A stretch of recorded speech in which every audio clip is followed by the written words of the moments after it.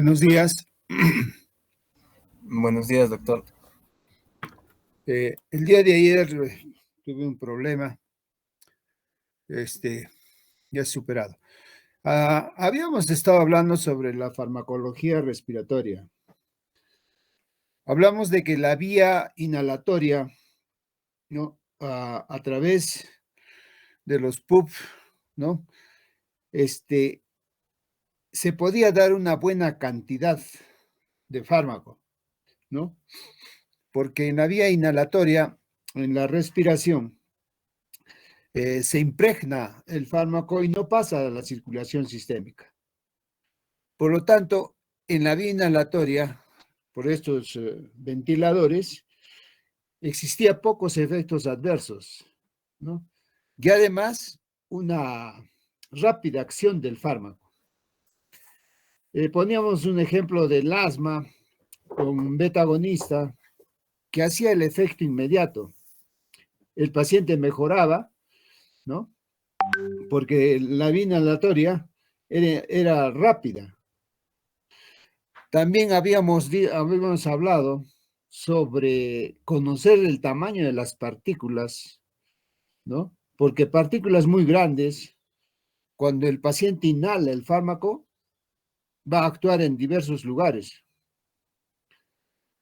Entonces, en la vía inhalatoria, por la aerocámara, el fármaco se va a inhalar y las partículas grandes, ¿no? Va a aplicar para cualquier cosa. Hablábamos también de la propulsión, ¿no? En la propulsión, el ambiente, la contaminación de las partículas grandes del fármaco de 10 a 15%. ¿Dónde se va a quedar? Generalmente, de esas partículas del 10 al 15% se quedan en la orofaringe, ¿no? Vamos a ver que en la orofaringe se va a quedar esas partículas. Y si es un fármaco, entonces no va a cumplir su efecto, porque el efecto está en las vías aéreas inferiores, en el alveolo, ¿no? Y en las vías inferiores, las partículas tienen que ser de 5 a 8 micrómetros, ¿no? Y así sí pueden llegar los fármacos, ¿no? Y estos fármacos que llegan ahí, las partículas deben ser de 2 a 5 micrómetros, que esto es ideal, porque va a ir a un depósito tráqueo-bronquial. O sea, al tener partículas pequeñas que llegan, ¿no? Y va a empezar a cumplir su función. Entonces, el broncodilatador, ¿no? La acción que cumple también a nivel de la inflamación. Cuando hablamos de inflamación, hablamos de corticoides, ¿no? Y los corticoides, cuando nosotros queremos llegar al alveolo, fíjense que llega más o menos de 0,5 a 5 micrómetros. Y esto va a ser óptimo para cumplir las funciones alveolares. Por ejemplo, en las enfermedades de la membrana hialina, ¿no? Porque nosotros queremos que llegue el fármaco. Entonces, viendo ya el esquema acá, ¿qué procesos van a suceder cuando el paciente inhala? Cuando las partículas son grandes, ¿no? Más o menos, ¿no? Partículas de 10 a 15 micrómetros, ¿no? Llegan a la mucosa de la faringe y se van a quedar impactadas. Si son más pequeñas, sufren un proceso de sedimentación, ¿no? Que son partículas de 5 a 8 micrómetros, ¿no? De 2 a 5 micrómetros, que es lo ideal. El depósito va a ser en el nivel del tráqueo frontal. Entonces, cuando lleguen al árbol traqueobroncal, nosotros vamos a tener ya la difusión, ¿no? Partículas de 0,5 a 5 micrómetros, óptimo para que se deposite en el alveolo, ¿no? Que ya son partículas más pequeñas. Por lo tanto, es importante que todos sepamos por qué muchos efectos adversos se producen. No sabemos utilizar, ¿no? Estos aerosoles. No podemos indicar a los pacientes, ¿no? Lo que hacen son los expendedores de estas cámaras para la medicación, pero nunca más se explica al paciente. Entonces, cuando un paciente inhala aproximadamente el 80 a 90%, ¿no? Hemos dicho que se va a quedar en la orofaringe, en la laringe, ¿no? Y finalmente lo va a deglutir, va a pasar al aparato digestivo, al tubo digestivo, ¿no? Y entonces todo está en proporción. Y entonces, ¿qué me queda acá? Más o menos un 10 al 20%, ¿no? Que recibe. Por lo tanto, será esta proporción apenas la que va a cumplir la función, ¿no? Y nos da el efecto farmacológico. Entonces, si nosotros tenemos entendido de que este es el mecanismo de las cámaras, ¿no? Tenemos que entender cuánto de fármaco vamos a dar, ¿no? Porque la absorción ya en el tubo digestivo, el primer paso, metabolizo, el primer paso, cuando llega a la circulación sistémica, ya vamos a tener efectos secundarios sistémicos, ¿no? Pero sin embargo, por la inhalación, ¿no? Si es 10 a 20% se inhala, prácticamente no vamos a tener efectos adversos y el efecto va a ser mucho más rápido, que es lo que se usa en las emergencias, ¿no? En las emergencias, por ejemplo, del asma. Cuando hablamos ya también de los beta-2 adrenérgicos, agonistas, ¿no? Ya vemos el salbutamol, lo mismo que el albuterol, ¿no? La terbutalina. ¿Qué sucede entre de la farmacocinética? Cuando hablamos de las beta-agonistas de acción larga, por ejemplo, el salmeterol, dijimos que generalmente viene con fluticasona. El formoterol, ¿no? Por vía inhalatoria, ¿no? Quedábamos con estos dispositivos nebulizadores. La dosis, por cada vez que el paciente recibía un PUP, va a ser de 100 microgramos, ¿no? Y esto depende generalmente, por ejemplo, en el salbutamol, ¿no? Inhalador procede de 100 microgramos, ¿no? Si usamos el salmeterol, ¿no? Ya es en dosis más bajas, ¿no? Pero fijas, porque nosotros damos para los pacientes crónicos. Entonces, tendré que dar 2 veces al día. O sea, la indicación sería cada 12 horas. El tiempo de vida media, que es importante entender acá, ¿no? Lo que tenemos que justificar al dar 2 veces al día. Entonces, dentro del tratamiento, tendré para pacientes agudos, urgentes, por ejemplo, los beta agonistas, ¿no? De acción corta. Entonces, ¿qué es lo que hago en estos pacientes? Si me llega un paciente con una crisis asmática, una descompensación de EPOC, debo hacer el primer paso, ¿no? ¿Qué es lo que nosotros entendemos como emergencia? Hacemos el ABCD, ¿no? En primer lugar, ¿cómo están las vías aéreas? ¿No? A, vía aérea. La B, ¿no? La circulación, ¿no? La C, que diga, la C es la circulación y la D, el deterioro neurológico, ¿no? ¿Será necesario a este paciente intubarlo o no? Ponerle un tubo endotraqueal, ¿no?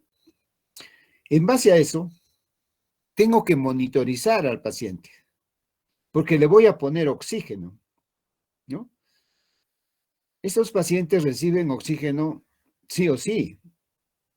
En ambos casos se propone a 3 litros por minuto. Pero si este paciente presenta una desaturación, ya le abro una vía endovenosa. Le pido exámenes complementarios, auxiliares urgentes, y no debe tardarse el proceso y hacer el tratamiento, ¿no? Que se realiza al mismo tiempo que estás evaluando al paciente. Después que el paciente es evaluado, vemos el grado, ¿no? Y le comienzo a dar fármacos beta-2 agonistas de acción rápida, como es el salbutamol, por vía endovenosa. Yo le puedo dar un corticoide, ¿no? Un corticoide sistémico, sea asma o sea EPOC. Lo siguiente, debo apoyarme con un anticolinérgico, ¿no? O si no, si es EPOC, con sulfato de magnesio. Si es asma, con una santina, ¿no? Para mejoramiento del paciente.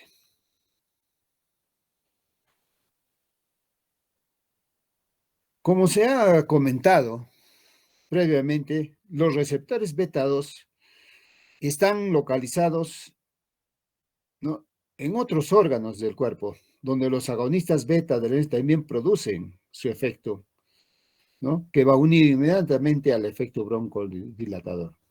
Entonces, en la activación del receptor a nivel muscular, ¿no?, dentro de esos efectos adversos, va a provocar un temblor, que es el efecto secundario más frecuente. También puede notarse, ¿no?, taquicardia, hipotasemia, inquietud, palpitaciones, ¿no? Y habitualmente estos síntomas no son graves, aunque sí son molestos y desaparece con el uso continuado del medicamento. Por otro lado, el abuso de estos broncodilatadores puede producir una falta de eficacia, porque el paciente adquiere la tolerancia a los mismos. Entonces, la activación de algunas vías metabólicas va a causar, por ejemplo, la hipoxemia, pérdida de relación ventilación-perfusión, ¿no?, de la vasoconstricción pulmonar por hipoxia. Y también los efectos metabólicos, incremento de los ácidos grasos, libres, insulina, glucosa, piruvato y lactato, ¿no? Entonces, en esta elevación de la glucosa, pero que suele ser leve y sin repercusión clínica. Ya cuando se administra dosis elevadas, ¿no?, pueden ocurrir ya efectos, descensos del potasio, del magnesio, y también puede provocarse arritmias, ¿no? Por tal motivo, los pacientes con patología cardíaca han de ser monitorizados y estrictamente, ya que aunque hay pocos receptores beta-2 a nivel del corazón, la estimulación de estos puede ocasionar falta de riego sanguíneo en el miocardio y por eso se puede provocar arritmias. En estos casos, para el control a largo plazo de la enfermedad, es posible que sea más acertado utilizar dosis más elevadas del corticoide inhalado frente a la terapia combinada. Respecto a los beta-2 de acción prolongada, en diversos estudios se ha observado que su uso es en monoterapia. Puede asociarse en algunos casos a regulaciones, ¿no?, para regular el asma grave. Este hecho no suele ocurrir si el paciente recibe, ¿no?, además de estos beta-2 de acción prolongada, corticoides inhalados. Por eso la recomendación actual de todas las guías es que se administre en terapia combinada y nunca en monoterapia. Haciendo ya un resumen de todo esto, como he puesto prácticamente a un paciente con asma o EPOC, qué es lo que debemos hacer, los pasos en una emergencia. Y también hemos visto los efectos adversos que puede provocar esa administración del fármaco en emergencia. Hablemos ahora de los broncodilatadores antimuscarínicos, ¿no? O anticolinérgicos.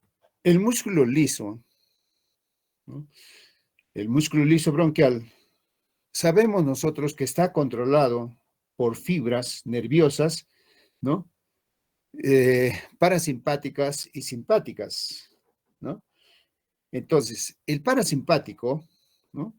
De esta fibra nerviosa, dan la orden de contracción a través de un mensajero químico que es la acetilcolina, ya ustedes saben.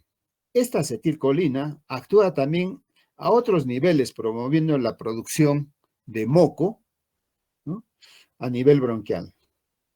En pacientes con asma se suele encontrar niveles elevados de acetilcolina, ¿no? Liberada por estas terminaciones nerviosas, que habitualmente nosotros encontramos activos, y esto es dentro de lo normal. Esto va a derivar, ¿no?, en un aumento de la dificultad respiratoria.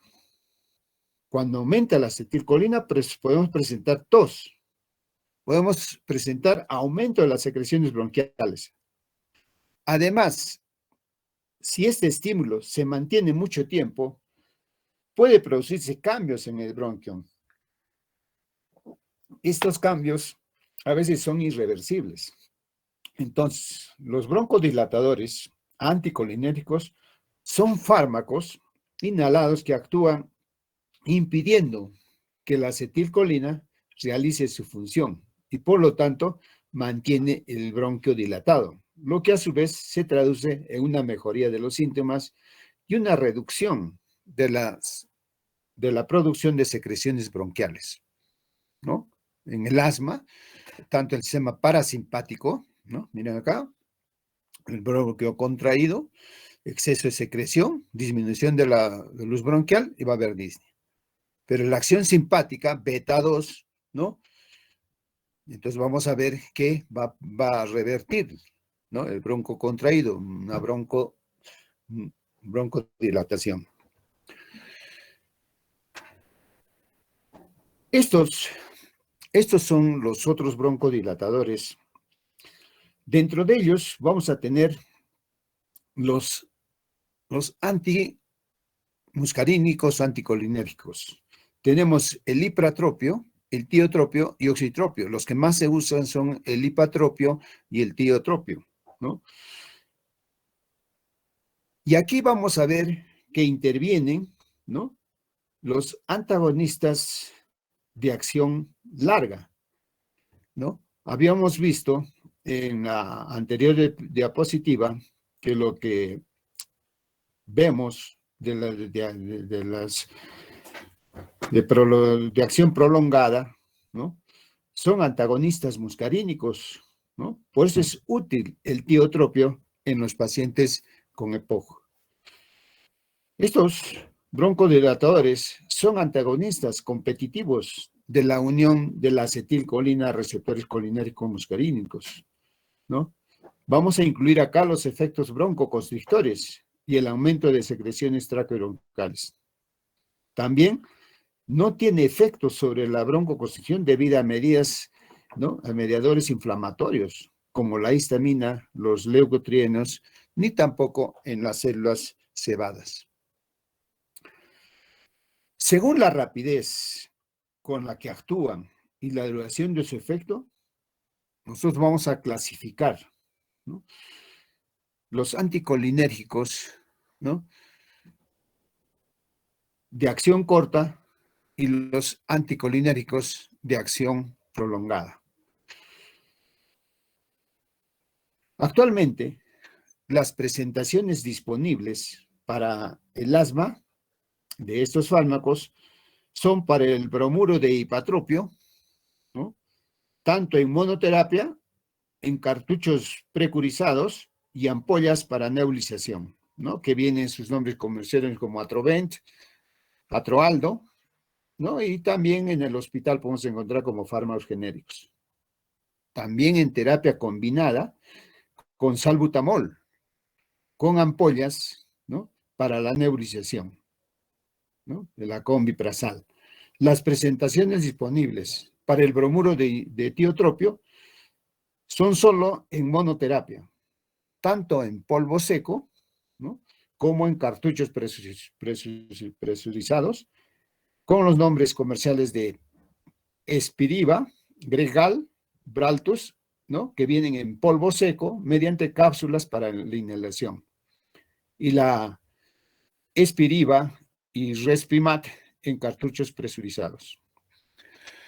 Entonces, el bloqueo de estos fármacos de la acción de la acetilcolina a los receptores muscarínicos va a ser en los receptores M2, no es MU2, M2, ¿no?, causando la broncodilatación.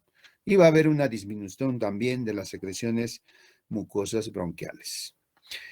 En farmacocinética del hipatropio, ¿no?, distribución del 15% de dosis llega a las vías aéreas.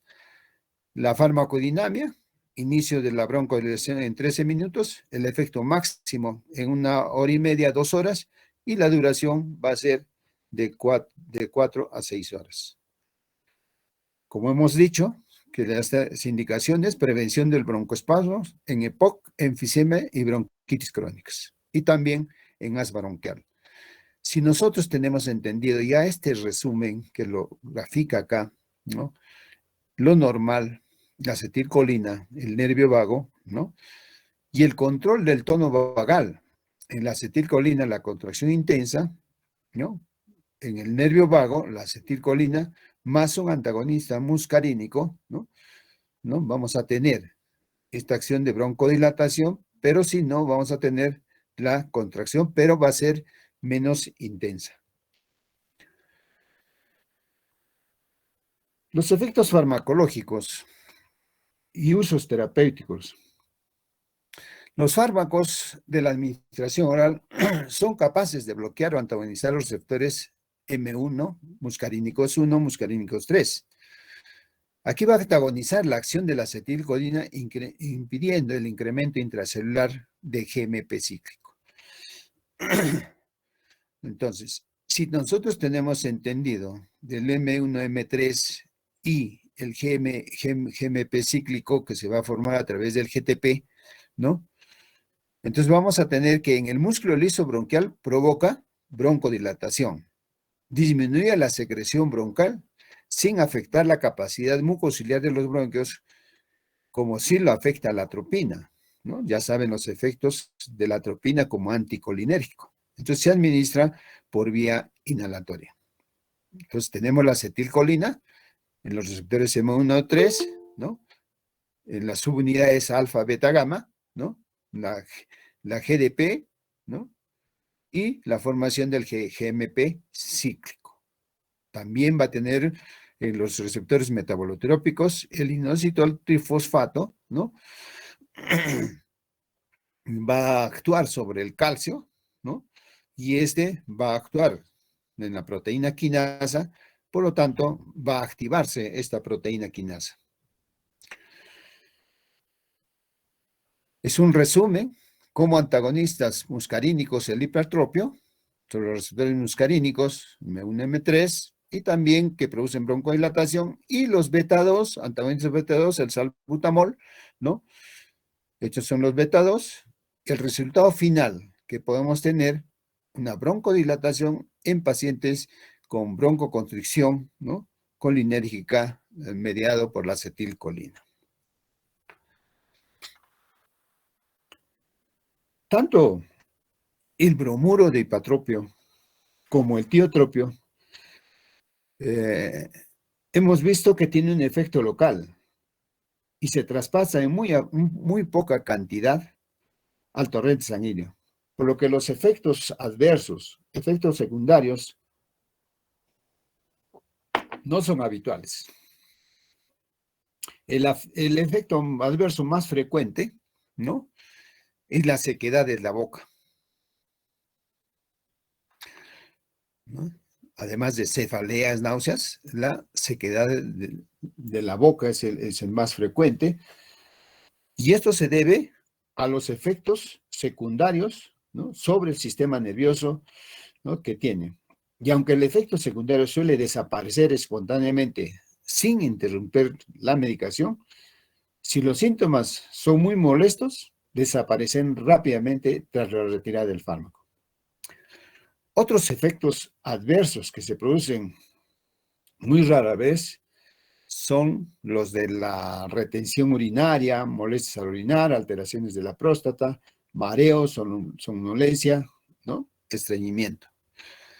A nivel del corazón, taquicardias, palpitaciones, ¿no? A nivel de los ojos, trastornos de acomodación visual, saben del efecto de la acetilcolina, alteraciones de la motilidad gastrointestinal y retención urinaria, son que estos van a ser reversibles y de rara concurrencia. Las contraindicaciones, pacientes con hipersensibilidad conocida derivados atropínicos, ¿no? Hemos dicho que la atropina como anticolinérico o a los ingredientes inactivos del medicamento, a los metabolitos. La precaución, cuando hablamos nosotros de que puede aumentar la presión intraocular, por eso es que hay que tener precaución en el glaucoma y mantener la vigilancia estrecha de estos mismos, especialmente el glaucoma de ángulo estrecho, ¿no? También precauciones en la hipertrofia prostática, por lo que habíamos mencionado, y la obstrucción de cuello vesical. En el embarazo y la lactancia, principalmente durante el primer trimestre. Hablemos de estos antimuscarínicos, interacciones medicamentosas. Los beta-adrenérgicos y derivados de la sandina pueden potenciar el efecto broncodilatador. En la farmacología, ¿no?, de los broncodilatadores. En la farmacología de los broncodilatadores tenemos a las santinas, a la teofilina, ¿no?, que posee estos menores efectos broncodilatadores que los agonistas beta-2 adrenérgicos. Aunque ha sido el fármaco de primera línea en el tratamiento del asma, ¿no?, actualmente se ha introducido en el tratamiento como un broncodilatador adicional. No se usa por vía inhalatoria, puede administrarse por vía oral o vía intravenosa, como por ejemplo la aminofilina en el asma agudo severo y algunos derivados de la teofilina, como la difilina, oxitrifilina. Estos fármacos son menos potentes, más tóxicos y no tienen ventajas en la absorción de la biodisponibilidad. Las metilsantinas, ¿no?, en los musculotrópicos, ¿no?, las santinas o metilsantinas, cuando vemos su estructura, ¿no?, anteriormente, ¿no?, que la metilsantina es similar a la estructura de las santinas dietéticas comunes, como la cafeína, la teobromina, ¿no?, la teofilina. El origen son sustancias de origen natural que se obtienen de ciertas plantas y son tres: la cafeína, el café, la teofilina del té y la teobromina del cacao, ¿no? Entonces, estas hojas de la cafeína, miren, la cafeína contiene el 1.5%, la teofilina contiene cafeína 2.5%, un punto más que la cafeína, por lo tanto el té tiene más cafeína que el propio café, ¿no? Y la teofilina tiene menor cantidad. La teobromina, ¿no?, en el cacao, 2.5%. Esto se usaba ya desde 1930. En las estructuras moleculares, la teofilina, ¿no?, similar a las otras santinas, como la cafeína, la teobromina. Estos son de bajo costo. Hay preparaciones de liberación prolongada, pero con mayores reacciones adversas que los antagonistas beta-2. Cuando vemos asmas graves o EPOG, este fármaco va a ser útil, ¿no? La aminofilina, ¿no?, que es una sal etildiamina teofilina, incrementa la solubilidad del pH neutro. Entonces vemos acá las propiedades físicas de estas metilsantinas. son sustancias poco solubles en agua y se pueden solubilizar combinando con otras sustancias. La cafeína, ¿no? Con el benzoate de sodio, viene en ampollas para vía intramuscular, ¿no? Que contiene cafeína, benzoato sódico, clorhidrato de tiamina, clorhidrato de procaína, agua destilada, ¿no? Que son 100 cc. Y la teofilina con etilendiamina, ¿no? En la aminofilina, en ampollas y de uso intravenoso, y las tabletas son teofilina pura.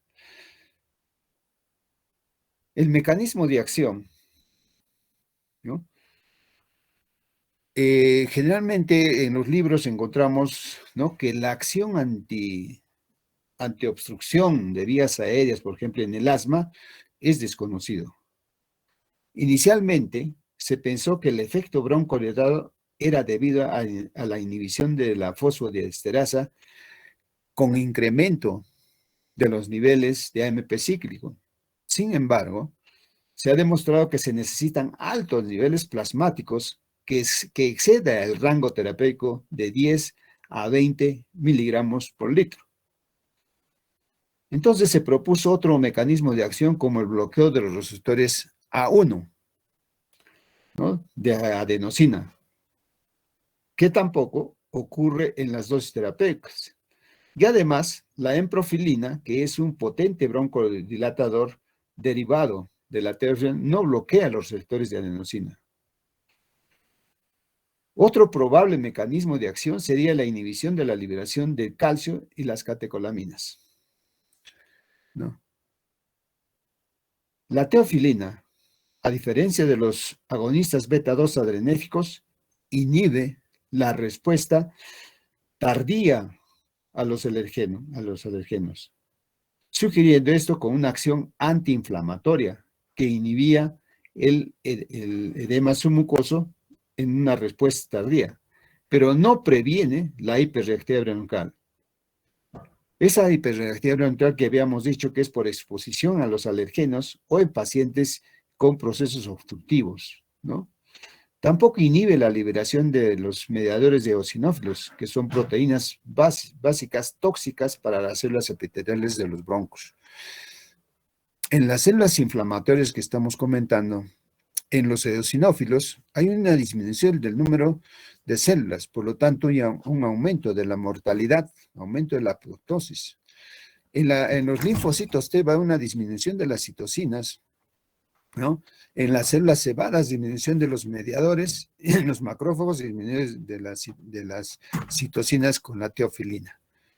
Ya en las células estructurales, ¿no?, el músculo liso de las vías respiratorias, vamos a encontrar una broncodilatación. En las células endoteliales, disminución de la fuga de secreciones. Y en el músculo estriado del aparato respiratorio va a haber mayor fuerza de contracción para el sistema respiratorio.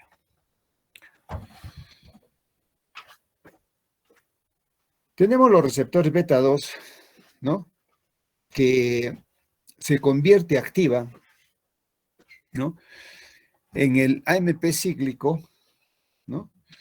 Tenemos también, aparte del AMP cíclico, ¿no?, tenemos también que entender la fosfocinasa A, la proteína quinasa, y esto va a terminar dándonos la relajación, ¿no?, de la relajación de las fibras musculares. Por lo tanto, vamos a tener una broncodilatación. Es lo que hacemos con los beta-2 agonistas. Tenemos también a la adenosina, ¿no? También tenemos a la adenocorticotrofina, ¿no?, que hacen lo contrario, que estos hacen una broncoconstricción. Acá va a intervenir ¿quién?, ¿no? Aquí va a intervenir la fosfodiesterasa. La fosfodiesterasa que va a inhibir al AMP cíclico, ¿no? Lo inhibe al AMP cíclico, ¿no? Y, por lo tanto, si vemos nosotros el mecanismo de acción, termina inhibiendo la fosfocinasa A. Por lo tanto, inhibiré la contracción. Entonces, las antinas, como un primer mecanismo de acción, ¿qué hacen? Inhiben a esta fosfodiesterasa, ¿no? Por lo tanto, si no hay esta enzima que me degrada el AMP cíclico, voy a seguir produciendo relajación. Puedo potenciar el efecto de los beta-2 adrenérgicos agonistas. Por otro lado, la adenosina, que producía broncoconstricción, ¿no? Las antinas pueden eliminar este efecto. O sea, bloquear a los receptores de adenosina y por lo tanto evitar que haya broncoconstricción. O sea, evitar que se exacerbe el cuadro obstructivo. Fuera de eso, si hablamos nosotros de santina, tienen otras propiedades. Al igual que los beta-2, estas pueden disminuir, ¿no? La secreción de moco en las vías respiratorias. ¿Cómo? Aumentando la acción, ¿no?, de las interleucinas 10, ¿no?, que siempre lo comentamos, ¿no?, y recordamos que esta interleucina es antiinflamatoria al disminuir la actividad de los mastocitos. Claro que sí se puede hacer con las antinas, o sea que actúan como un inmunomodulador. Este inmunomodulador es mucho más potente que los inmunomoduladores beta-2, ¿no?, que lo hacían en muy baja proporción. Otro efecto de las antinas es la contracción diafragmática, ¿no?, que puede aumentar la respiración en los pacientes, por lo tanto, mejorar su ventilación, ¿no? Entonces, si nosotros recordamos, ¿no?, a lo que es de la acetilcolina, ¿no?, tanto la agonitas beta como la teofilina, ¿no?, vamos a mostrar el broncodilatador de la teofilina. ¿Qué va a promover? ¿No? El AMP ciclo. La concentración intracelular puede aumentar con beta-2 agonistas al incrementar la síntesis a través de la adenilciclasa, ¿no? Y por los inhibidores de la fosfodiesterasa, ¿no?, como la teofilina, lo cual hacen más lenta la broncotransformación. La broncoconstricción puede inhibirse por antagonistas muscarínicos, ¿no?, como la teofilina, y tal vez por antagonistas de la adenosina. En la farmacocinética, vamos a dar por vía inhalatoria, ¿no? Entonces, la teofilina y la aminofilina por vía oral, pero también la teofilina puedo darlo por vía intravenosa, o también la aminofilina solo por vía intravenosa, y el lipatropio. Entonces, cabría preguntarnos, ¿qué es lo que bloquean? Bloquean tanto los receptores M1 y M2. Tenemos que recordar que los receptores M2 es antagonista. Por lo tanto, no nos conviene bloquear. Entonces, el lipatropio puede hacerse este efecto, por eso es que utilizamos en nebulizaciones. Además, tiene una vía corta, por eso lo podemos utilizar para pacientes con crisis asmática, ¿no?, o crisis en EPOC. Lo ideal es en crisis de EPOC, que van a responder mucho mejor. También el tiotropio, que tiene una mayor vida media, lo puedo utilizar 2 veces al día. Ese va a ser mucho más específico y va a bloquear tanto a los receptores M1 y M2, que son los que están ligados a las secreciones y a la contracción del músculo. La aminofilina y la teofilina van a potenciar los efectos de los receptores beta-2, ¿no? Potencia su efecto inmunomodulador y lo vamos a utilizar en el asma agudo, ¿no? Pero la absorción, cuando se administra por vía oral, es el 98%. El metabolismo es hepático por desmetilación. La vida media, ¿no? Se puede dar en adultos no fumadores de 3 a 15 horas, en fumadores de 1 o 2 paquetes por día de cigarrillos, 4 a 5 horas, en los geriátricos de 7 a 9 horas, en la cirrosis hepática 29 horas, ¿no? Entonces, en la farmacodinamia, ya que ya estamos repitiendo, inhibición de la fosfodiesterasa por el incremento de los niveles de AMP cíclico, bloqueo de los receptores A1, o sea, adenosina, ¿no? Inhibición de la liberación de calcio y de catecolaminas, acción de la mecanismo de acción antiinflamatoria que inhibía el edema submucoso, ¿no? En respuesta tardías, ¿no? Las indicaciones en la prevención de broncoespasmo, EPOC, enfisema, bronquitis crónica y asma bronquial. ¿Cuándo vamos a contraindicar? En las úlceras pépticas, en los síndromes convulsivos no controlados, ¿no? En los periodos de arritmias, porque pueden empeorar o precipitar estas arritmias. Tenemos que tener precaución con todo esto lo que hemos explicado en pacientes con hipertensión arterial, hipertiroidismo, insuficiencia cardíaca congestiva. Las reacciones adversas relacionadas a la concentración sérica, el rango terapéutico es de 10 a 20, ¿no? De 20 a 25 microgramos por ml, ¿no? Diarreas, náuseas, vómitos, nerviosismo, insomnio, agitación, tremor. De 25 a 35 microgramos por ml ya presenta taquicardias, extrasístoles ocasionales, y mayor a 35 microgramos por ml, taquicardias ventriculares y probablemente las convulsiones, ¿no? Entonces, de acuerdo a esas dosis terapéuticas, vamos a tener como efectos colaterales gastritis, náuseas, vómitos, palpitación, taquicardia, y en los efectos tóxicos por sobredosis, ¿no? Medir los niveles de teofilina cada cierto tiempo, una vez por mes, los niveles terapéuticos, que estos oscilan en 5 a 20 miligramos por litro de plasma a 40 miligramos por litro de plasma. Riesgo de convulsiones, dosis mortales de cafeína está entre 5 a 10 gramos. En la intoxicación, vamos a tener excitación psicomotriz, insomnio, temblor, taquicardia, arritmias, hipotensión después de la excitación que presentan las convulsiones, coma y muerte específicamente por paro respiratorio. Las antinas también vamos a ver dentro de los efectos adversos, ¿no? A nivel, por ejemplo, del sistema nervioso central, cefaleas, irritabilidad, insomnio, contracciones musculares, convulsiones. A nivel de la vía respiratoria, taquipnias, en el sistema cardiovascular, taquicardias, arritmias ventriculares. En el tracto gastrointestinal, náuseas, vómitos, epigastralgias, hemorragias digestivas, diarreas.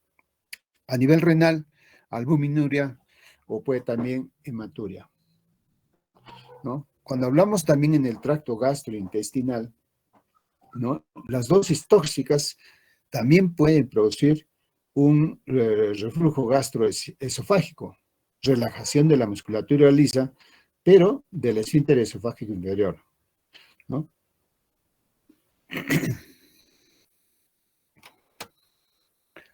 El tratamiento, ¿no?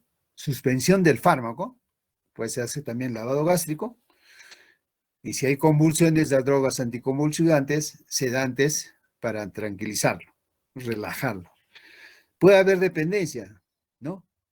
Una dependencia mediana, caracterizada por deseo de consumir el fármaco, ¿no? Hay una dependencia psíquica y puede haber daño para el paciente. Puede haber daños cardiovasculares, gástricos o riesgo de convulsiones. No hay dependencia física ni síndromes de abstinencia. Cuando hablamos de dependencia, se ha visto estudios, porque si nosotros vemos la comparación de cafeína que tienen, por ejemplo, las gaseosas, así sea el color transparente, amarillo, como la Coca-Cola, café, todos tienen cafeína. Y algunas personas son dependientes, el día que no toman gaseosas se sienten con estos cuadros, ¿no? Que estamos mencionando.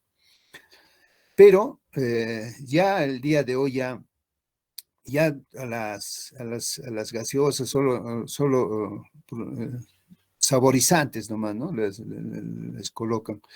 Pero en años atrás, en Estados Unidos, es donde más adictos a la gaseosa, a la cafeína.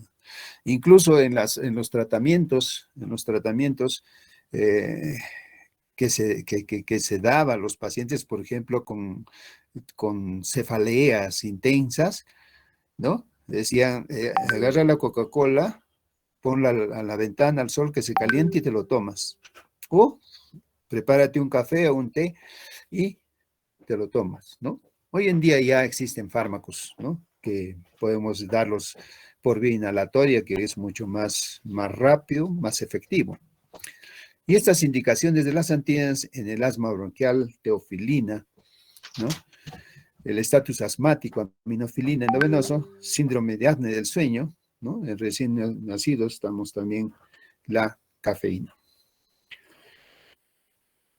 Ya vimos nosotros la hipersensibilidad, ¿no? La fibrosis quística, el glaucoma de ángulo, ¿no? Cerrado, los antimuscarínicos que están en el glaucoma e hipertrofia prostática, porque hacen retención urinaria de las santinas, no menores de 6 meses, ¿no?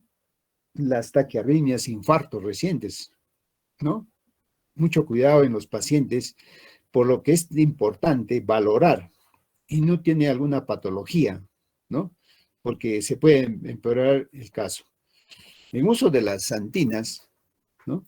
Seguramente le puedo dar para tratar, ¿no? Puedo tratar esto con corticoides, cuerpos que tendrían que responder al paciente. Mucho cuidado de los antimuscarínicos, ¿no? Dar con los mismos antimuscarínicos, que pueden aumentar su efecto de las santinas.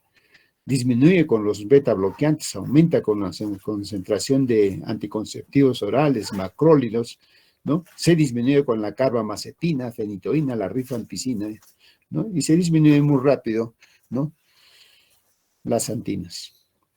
Entonces, estas contraindicaciones, por lo que hemos dicho en psiquiatría, ¿no? Ansiedad, cansancio, fatiga, úlcera péptica, angina, arritmias cardíacas, pacientes con hipertiroidismo, pacientes con infarto o miocardio, y la hipersensibilidad, como hemos dicho, la fibrosis quística, ¿no? El glaucoma de ángulo cerrado y la hipertrofia prostática. Vamos a pasar ahora que los antitusivos. La mayoría de los antitusivos reducen la tos por deprimir el centro vulvar de la tos. La tos puede también ser suprimida por anestesia local, ¿no? Elevada, que eleve el umbral de los receptores periféricos. Indirectamente, ¿no?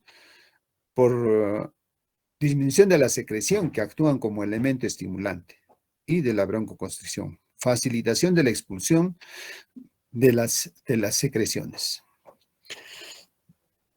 Entonces, la tos, recordemos que es un proceso, es un reflejo protector. Cuando tenemos tos, nuestro cuerpo está respondiendo a una lesión o lo está tratando de eliminar. ¿Qué sucede? Tengo receptores en la vía aérea, en el corazón, en el diafragma, en el pulmón, en la pleura. Incluso tengo una estimulación a nivel central. Todo puede pasar y estimular la tos. En centros de la tos está cerca al centro respiratorio y este da la señal a través de muchos músculos. Por lo tanto, yo puedo toser y puedo hacer que el diafragma se contraiga para toser. ¿Cómo ocurre esto?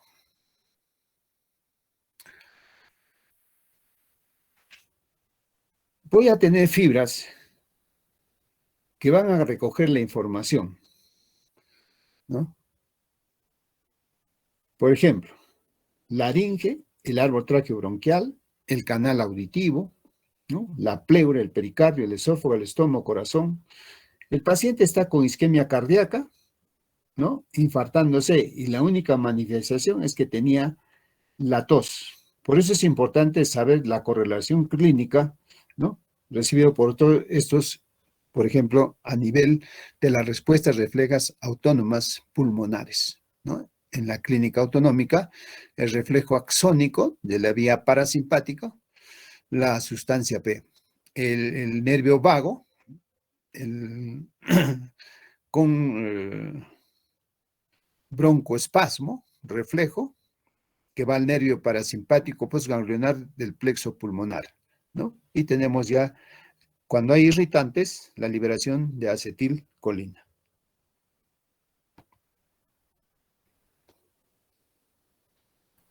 Entonces, si nosotros tenemos entendido, ¿no?, que estos neurotransmisores del centro de la tos y el centro de la tos hacen lo que mandan la señal por el vago a los nervios frénicos y los nervios espinales que también participan, y tenemos la respuesta primero en la inspiración, ¿no?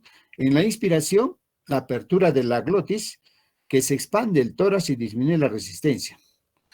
Después hay una compresión que cierra la glotis porque tengo que hacer el efecto de Valsalva. Hay contracción del músculo expiratorios. Se contraen y cierran el diámetro, se cierra el diámetro y genera una fuerza para que salga el aire y aprovechar cuando salga el aire estas secreciones que están produciendo la tos. Y sale expulsado la tos, ¿no? Entonces hay una elevación de la glotis, aumento de la presión intrapleural, y cuando se eleva la glotis, fíjense, hay una respuesta brusca en el aire expulsando de manera explosiva, ¿no? Y finalmente el paciente entra en reposo de los músculos respiratorios.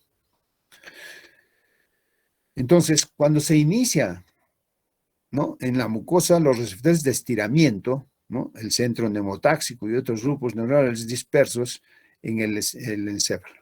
Entonces, el proceso, la aspiración, ¿no?, en el cual el aire del ambiente entra a la nariz o boca hacia los pulmones. Estas sustancias extrañas en el aire, como químicos, polen, polvo, humo, ingresan al tracto respiratorio, el cual a su vez lo conducen por los bronquios, ¿no? Y cuando los bronquios se encuentran normales, saludables, o toleran las impurezas, nosotros vamos a tener normal la oxigenación, lo normal, el alveolo pulmonar, ¿no? Pero, ¿cómo se produce la tos? Que hemos dicho, la excitación, ¿no?, recibida en el tejido pulmonar, ¿no? Sube por el vago hacia el bulbo raquídeo, ¿no? Y en este bulbo raquídeo, en el centro de la tos, el centro neumotáxico. Segundo, el impulso del bulbo raquídeo, ¿no?, el nervio frénico automático, la señal al diafragma para que produzca la contracción. Y en el diafragma, los músculos intercostales y abdominales se contraen, se elevan la presión dentro del tórax y se hace un esfuerzo por exhalar. Y por último, los receptores, ¿no?, aferentes situados dentro del epitelio bronquial ponen en marcha la tos, que ayuda a los bronquios y alvéolos pulmonares que por medio de este reflejo se desocupen el aire, el moco y otras sustancias. Entonces, tenemos nosotros fármacos que actúan a nivel de este proceso. ¿Qué es lo que dijimos, no? Si nosotros estamos tratando un paciente, ¿no?, no debemos cortar el tratamiento, porque cortamos el sistema de protección del cuerpo. Entonces, a menos que sea necesario, cuando sea un proceso muy molesto, que no sea expectorante, en ese caso sí puedo cortar la tos. ¿Qué voy a utilizar? ¿No? Puedo utilizar un inhibidor de la tos, la codeína, el dextrometorfano, la noscapina, que actúan en los centros de la tos, o sea, que bloquean, que puedo utilizar para bloquear al nervio vago. Por ejemplo, actúan en la rama aferente, actúa la lidocaína, la benzocaína, ¿no? Si nosotros damos a pacientes que tienen mucho dolor de garganta, entonces puede serle bien. También aquellos que pueden modificar la rama eferente, por ejemplo, los antihistamínicos, la difenhidramina, el lipatropio, ¿no? Entonces, el lipatropio, que se puede utilizar, ¿no?, dentro de este grupo farmacológico, ¿no? Entonces, la acción sobre el centro de la tos, derivados de los opiáceos, la codeína, la noscapina.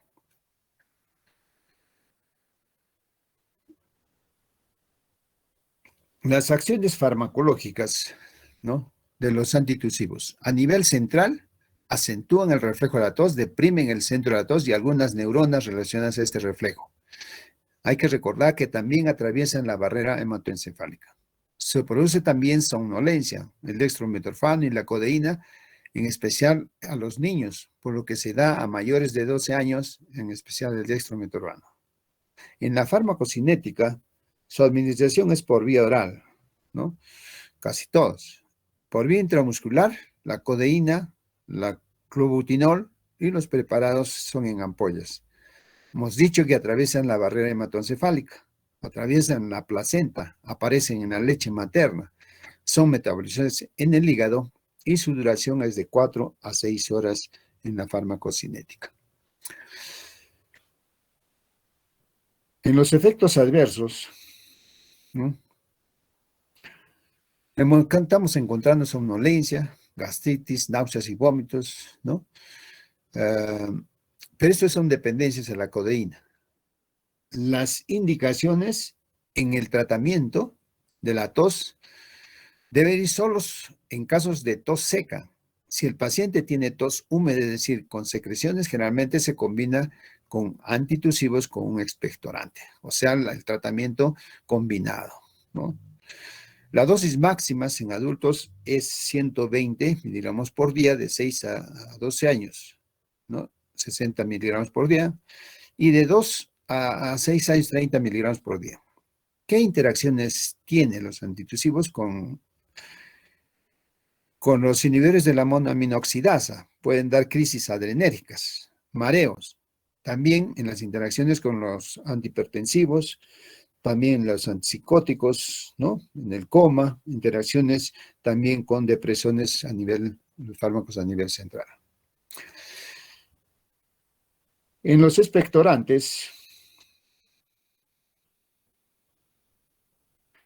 ¿qué son los expectorantes? Son aquellas sustancias que potencian los mecanismos de eliminación del moco de las vías bronquiales, los movimientos ciliares que impulsan la secreción hacia la faringe para ser eliminado por expectoración o deglución, ¿no?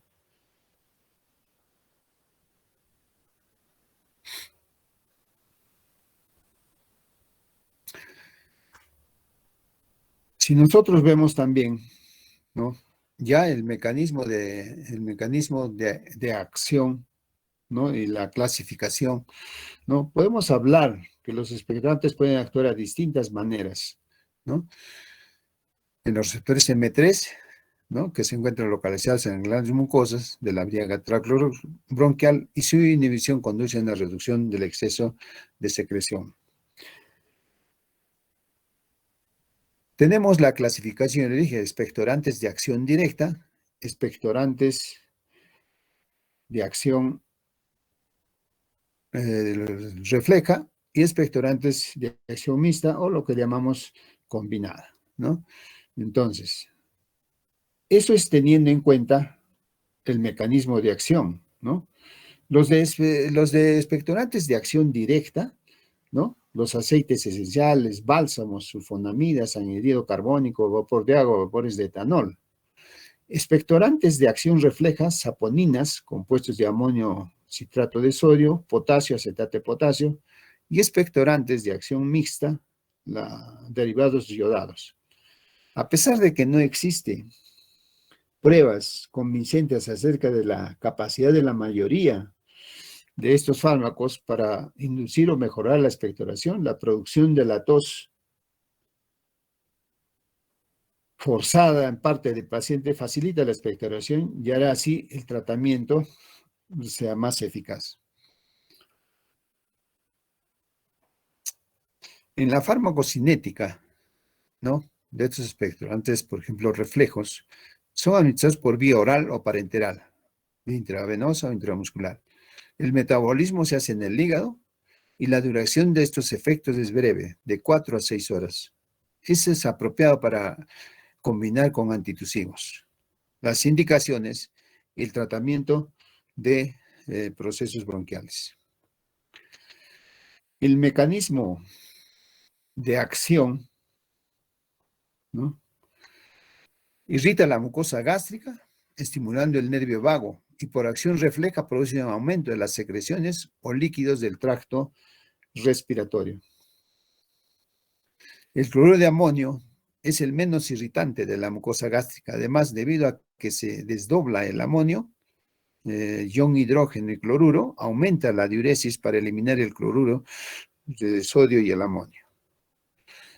En la toxicidad, ¿no? La administración por vía oral, ¿no? Son capaces de provocar los vómitos, náuseas. El cloruro de amonio puede producir acidosis en dosis elevadas, es capaz de provocar hipercapnia, estupor, ¿no? Como la respiración de Kussmaul.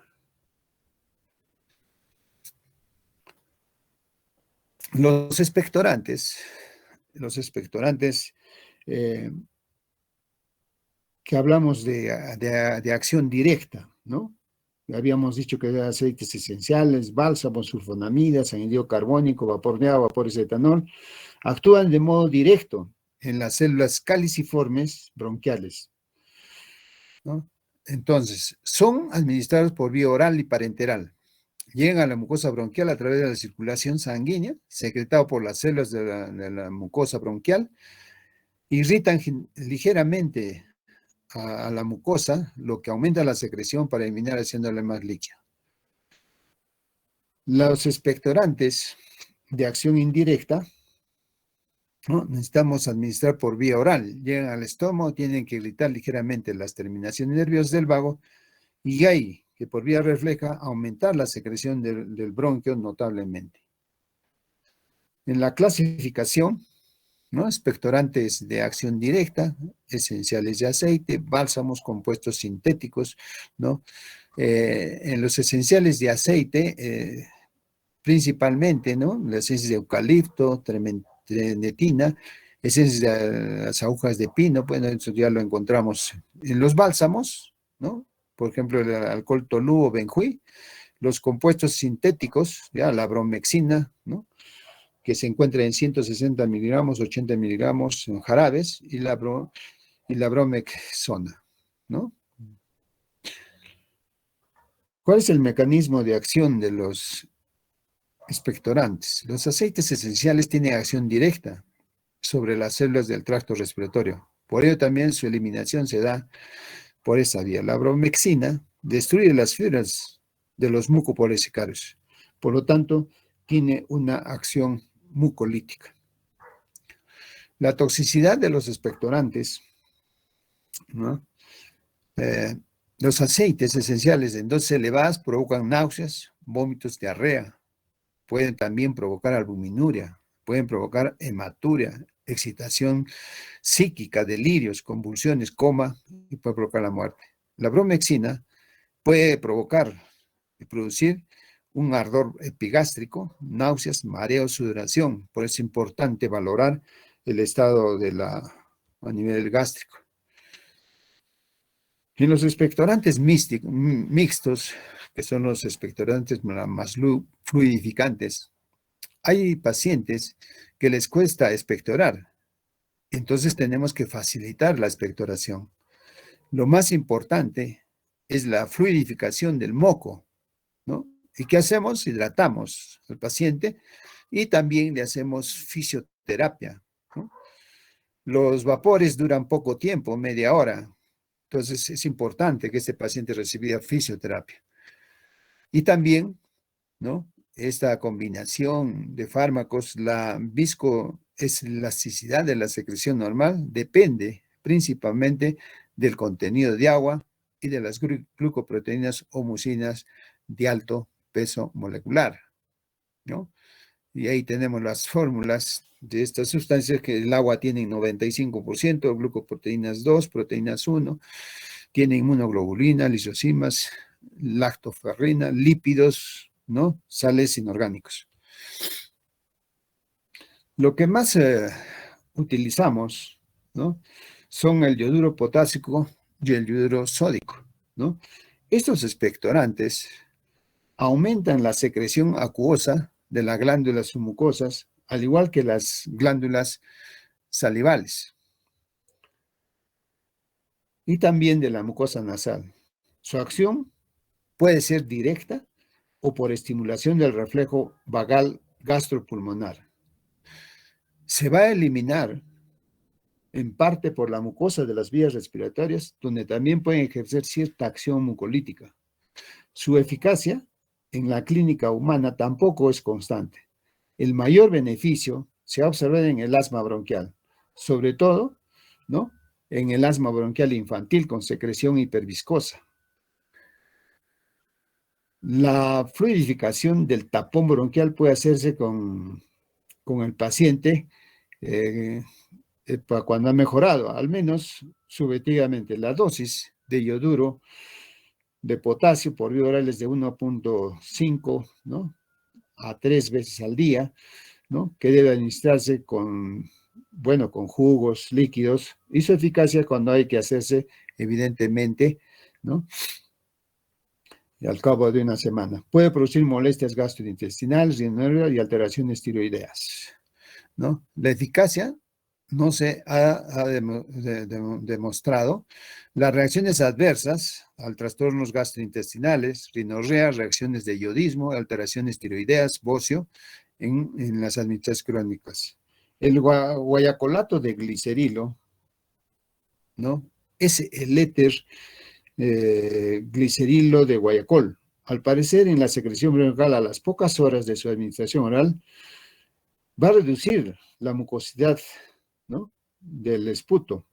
Su acción en la bronquitis crónica es muy inconstante y dudosa, con efectos variables sobre el aclaramiento mucociliar. En las broncopatías agudas, su administración es innecesaria, aunque frecuente, ¿no? Esta administración es por vía oral, en pocas horas llega a la secreción bronquial. No se ha demostrado eficacia, es inconstante. Cuando hacen, por ejemplo, las broncoscopías agudas, su administración innecesaria, pero por desgracia no es frecuente. Los mucolíticos, ¿no? Las secreciones de las vías respiratorias constituye, junto al componente ciliar, el sistema más importante de la protección de la mucosa frente a agentes infecciosos. Partículas en suspensión en el aire inspirado y las varias, ¿no? en la humedad, estas variaciones de temperatura, el moco atrapa las partículas y las depura mediante un proceso coordinado entre los cilios, que se baten rítmicamente, y la capa de moco, que se produce a velocidad de 5 a 20 milímetros por minuto. Estas secreciones deben principalmente a las glándulas mucosas y serosas de la submucosa, ¿no? En los mucolíticos, la fisiología de la secreción bronquial son drogas que administradas por vía oral o parenteral llegan a la luz bronquial. Son capaces de licuar las secreciones bronquiales densas y viscosas, provocando su liquefacción, facilitando su eliminación en enfermedades crónicas o en las traqueostomías. Por ejemplo, en las bronquiectasias se fabrica gran cantidad de secreciones, algunas que son más densas. Los expectorantes, ¿no? Aumentan la cantidad de secreción bronquial, mientras que los mucolíticos va directamente a la secreción ya formada, ¿no? Y la licúan, no aumenta la cantidad de secreciones. Si nosotros vemos la fisiología de la secreción bronquial, en la secreción de las vías respiratorias, si nosotros vemos que vemos el conjunto del componente ciliar, el sistema más importante de la protección de la mucosa frente a agentes infecciosos, las partículas que están en suspensión en el aire inspirado y las vías extremas de humedad y temperatura. El moco atrapa a estas partículas. La secreción debe principalmente a las glándulas mucosas y serosas de las mucosas, ¿no? Los mucolíticos azufrados, tenemos la N-acetilcisteína, la bromexina, ¿no? El ambroxol. ¿Cómo actúan? ¿No? Estas drogas que afectan las secreciones del tracto respiratorio, disminuyendo la viscosidad y favoreciendo su expulsión. La N-acetilcisteína, ¿no? Su mecanismo mucocinético se basa en la reducción de los puentes de sulfuro, ¿no?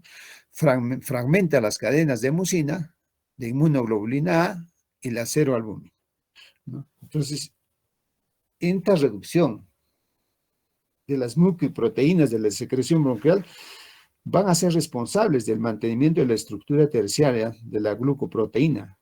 Entonces, estas glucoproteínas constituyentes del moco, produciendo así la fragmentación de las cadenas de mucina y inmunoglobulina A. Las reacciones adversas, ¿no?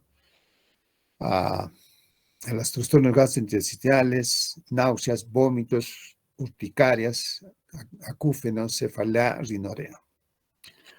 Si nosotros vemos ya desde el punto de la S-carboximetilcisteína, provoca también la ruptura de puentes disulfuro y constituye a los flucomucinas, neutras ricas en grupos metilo, porcialumucinas ácidas ricas en grupos carboxilo. La acción de este fármaco, ¿no? En las fases iniciales de la bronquitis crónica que en las tardías, mediante diversos estudios se ha comprobado que no aumentan el aclaramiento mucociliar.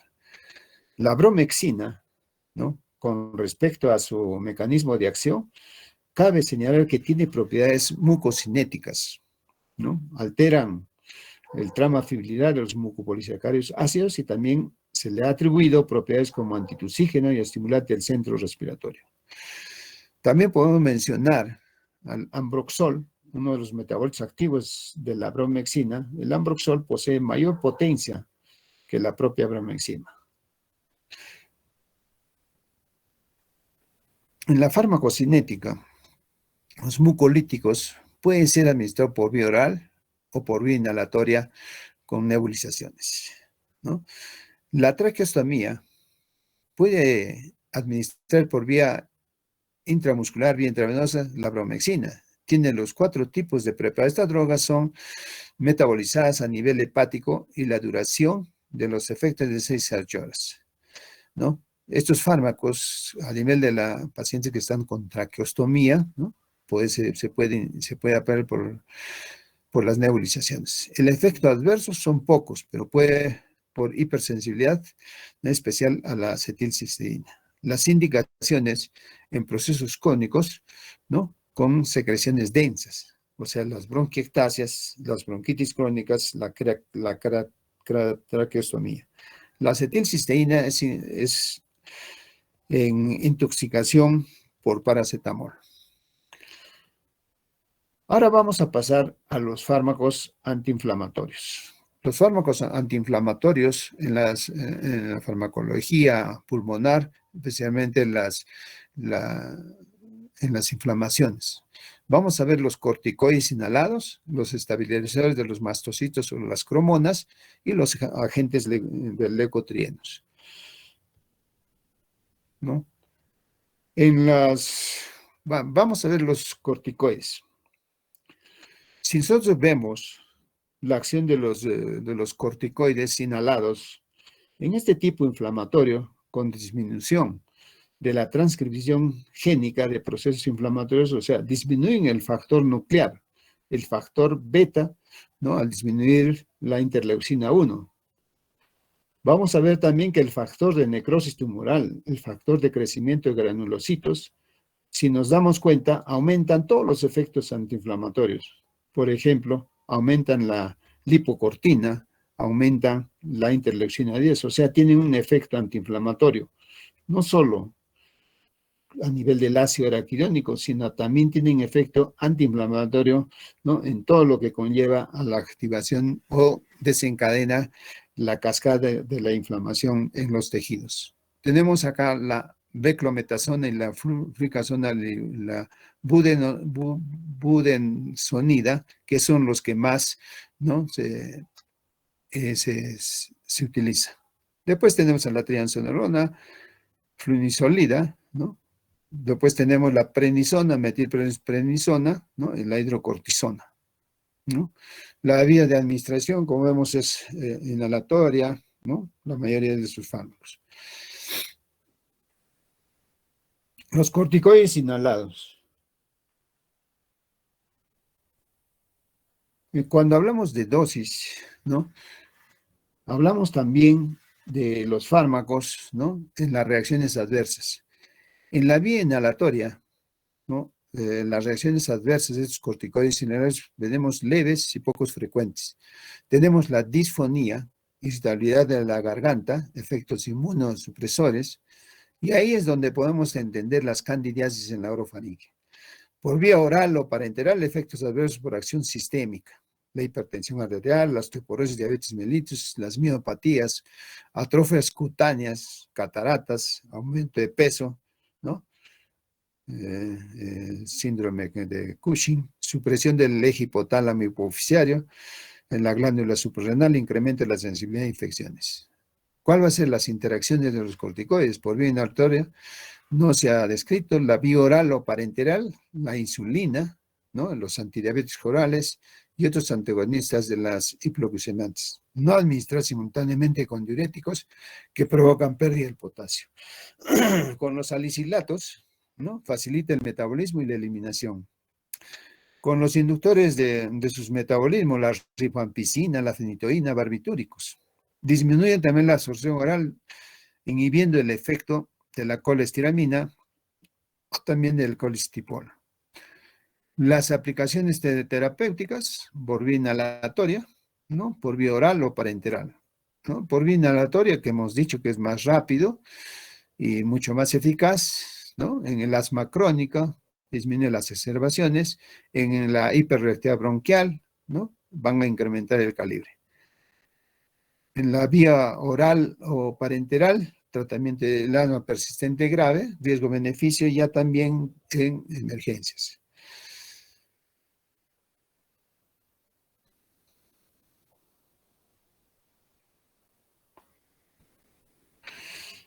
¿Dónde está, por ejemplo, si nosotros vemos en la evaluación, en las escalas terapéuticas, ¿dónde actúan los corticoides?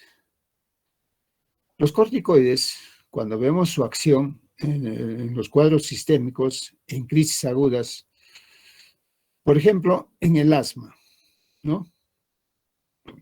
¿Cuál es el corticoide inhalado que se ve acá? En el asma, nosotros tenemos la fluticasona o la buesonida, y este va a actuar en el escalón 1, en el escalón 2, en el escalón 3, ¿no? Esto voy a ir evaluando y generalmente, ¿no? Doy la fluticasona, sobre todo en niños, que es mucho mejor dar la fluticasona. Si nosotros vemos la escala en el tratamiento de mantenimiento, ¿no? Las opciones que vamos a tener y lo que vamos a tener a demanda, ¿no? La elección en los escalones 2, 3, 4 y 5, glucocorticoides inhalados a bajas dosis, en la escala 2, glucocorticoides a dosis bajas, más beta adrenérgicos, ¿no? De larga acción. También vamos a tener lo mismo en el escalón 4 y en el escalón 5.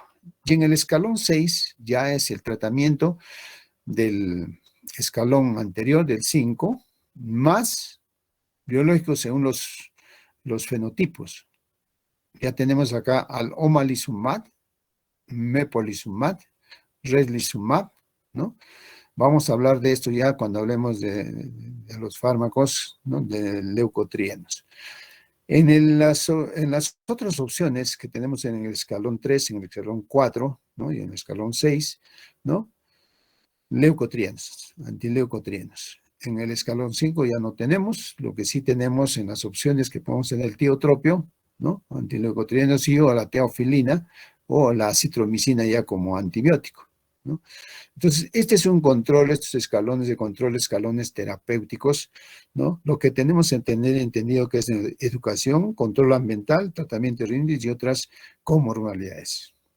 Y también consideramos acá la inmunoterapia con alergenos.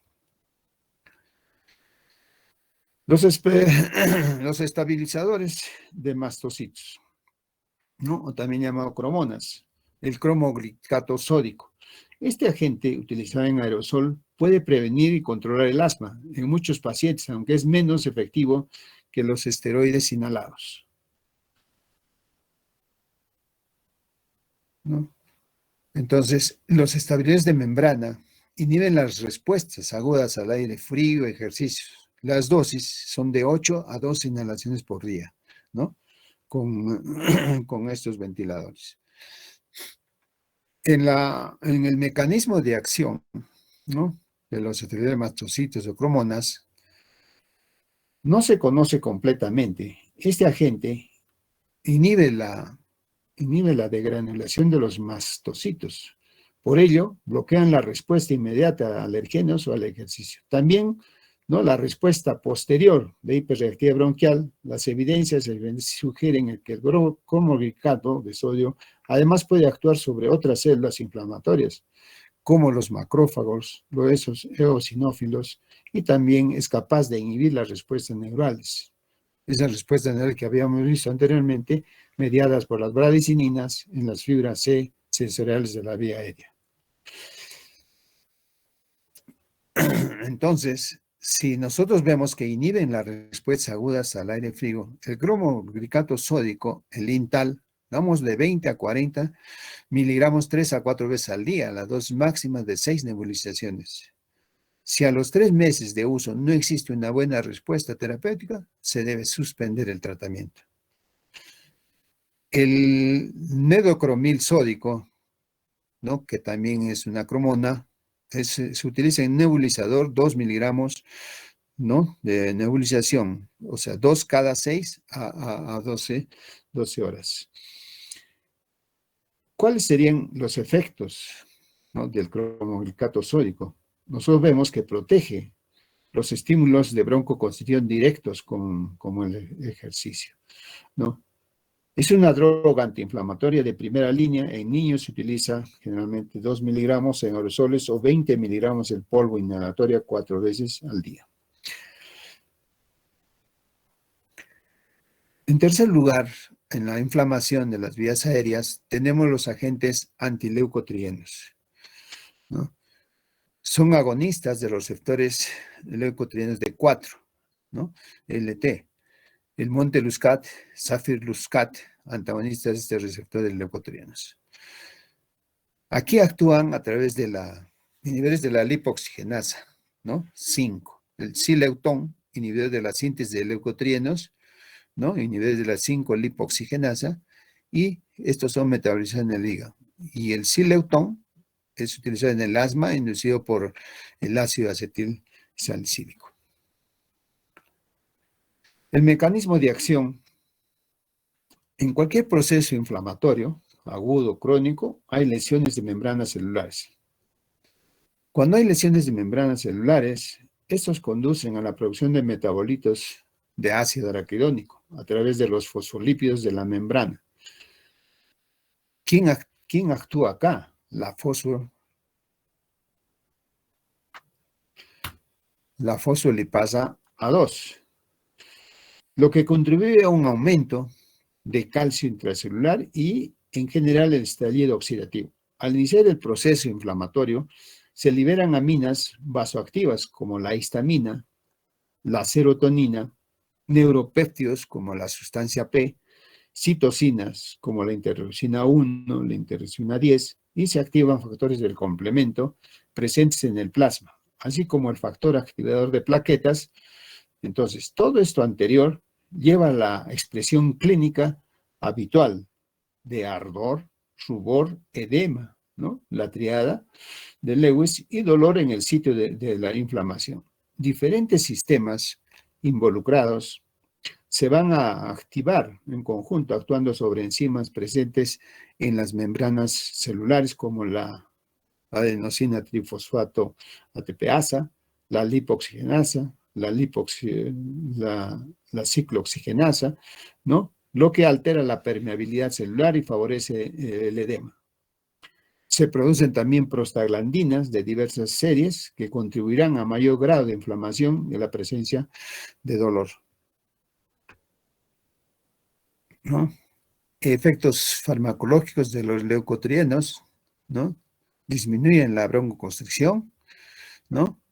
El edema va a tener efectos también en la hiperreactividad bronquial, la eosinofilia.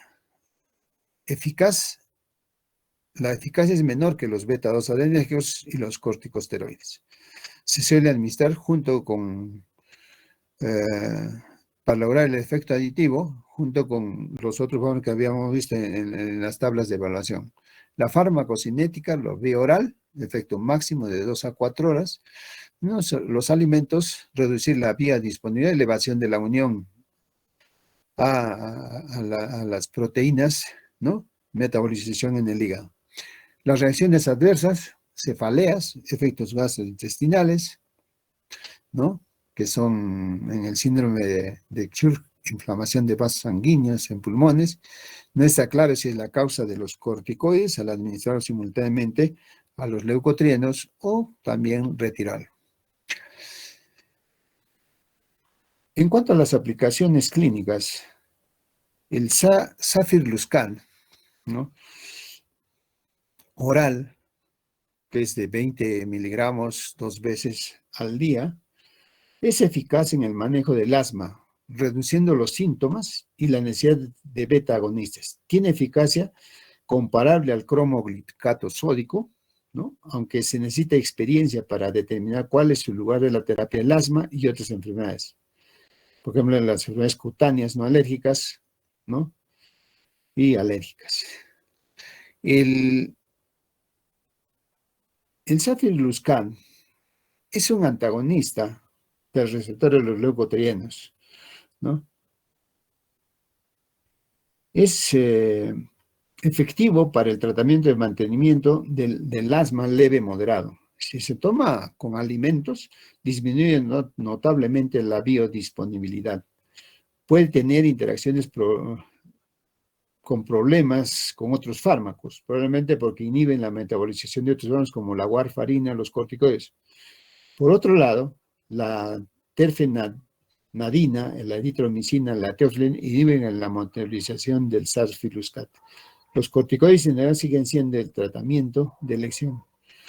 Otro antagonista, ¿no?, de los receptores de leucotrienos es el Monteluzcat. El Monteluzcat, recientemente aprobado, ¿no?, usa en niños menores de 12 años, ¿no?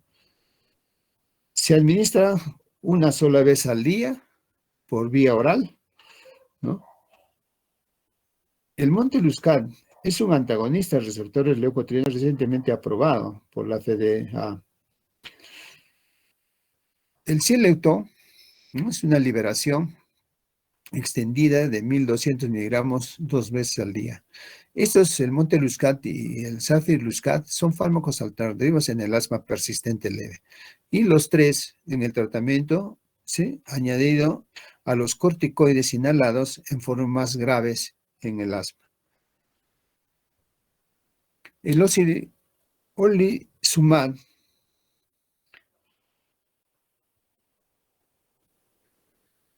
los anticuerpos monoclonales contra la inmunoglobulina E para personas con asma persistente, moderado a grave, ¿no? En el síndrome cutáneo, cada 2 a 4 semanas las dosis dependen, ¿no?, de las concentraciones de inmunoglobulina E y el peso de la persona. Disminuye la tasa de empeoramiento y la necesidad de corticosteroides, ¿no? El omalizumab, que también puede ser administrado por vía subcutáneo, ¿no? Si nosotros damos leucotrienos, ¿no?, antileucotrienos, hemos dicho que le damos una vez por día, especialmente en este escalón 3, ¿no? En una alternativa para lo convencional, ¿no? Ya más adelante seguramente es algo que sí debo darlos para control. Se ha demostrado que los antilegionarios no hacen broncodilatación, pero sí evitan que el paciente se descompense o se evita llegar a los procesos agudos.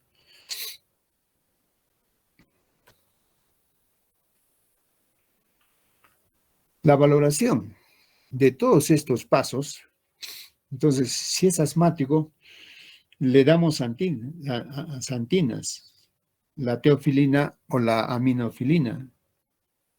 Y con eso este paciente tenía que mejorar, obviamente. Debo valorar al paciente cuando las dosis que le estoy dando, ¿no? Evitar la toxicidad, porque los efectos adversos de la teofilina básicamente, ¿no? Que se presentan, ¿no? La teofilina, por eso es que la teofilina se dejó de dar por esos efectos adversos. ¿Dónde están en el tratamiento los antimuscarínicos? En el paciente de control del paciente crónico, ¿no? Todo lo que se encuentra por fin ya en el sexto paso, ¿no? Siguen siendo los corticoides inhalados, ¿no? Los beta agonistas de acción prolongada, un tiotropio, ¿no? También encontramos en el paso 6, ¿no? Evaluando ya el fenotipo, porque es la razón del paciente tiene que responder. Generalmente en el paso 2 tiene que ya haber respuesta y estar controlada. Entonces puedo dar el fenotipo. El tiotropio, y si nosotros valoramos, si voy a dar olamizumab, dupilumab, o finalmente voy comienzo con corticoides, también tengo que agregar antihistamínicos, ¿no? Entonces, este cuadro es importante de los escalones terapéuticos para ver las combinaciones de todos los fármacos que hemos visto, ¿no? En relación a la obstrucción de vías respiratorias y también a las enfermedades inflamatorias. ¿Preguntas?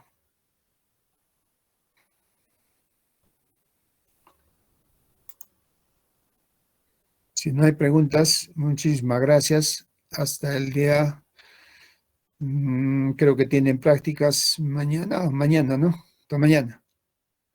Sí, doctor, mañana. Hasta luego, doctor, gracias.